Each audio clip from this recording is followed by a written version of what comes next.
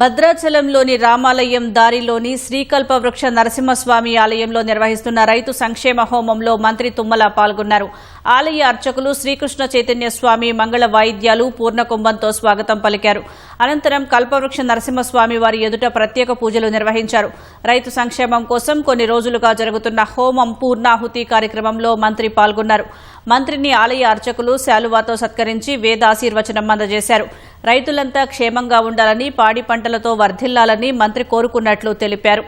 అనంతరం భద్రాచలంలోని కూనవరం రోడ్డులో నిర్మాణంలో ఉన్న నూతన కరకట్టను మంత్రి పరిశీలించారు.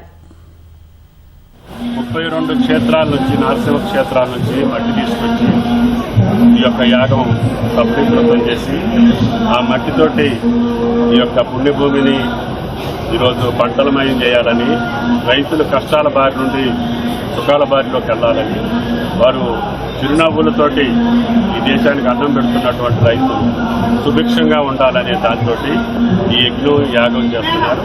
ఈ యొక్క యాగం వల్ల మన దేశ, ముఖ్యంగా మన రాష్ట్ర రైతాంగం సుభిక్షంగా ఉంటారని చెప్పి ఆశిస్తూ ఆ యొక్క నరసింహస్వామి గారికి వందనాలు.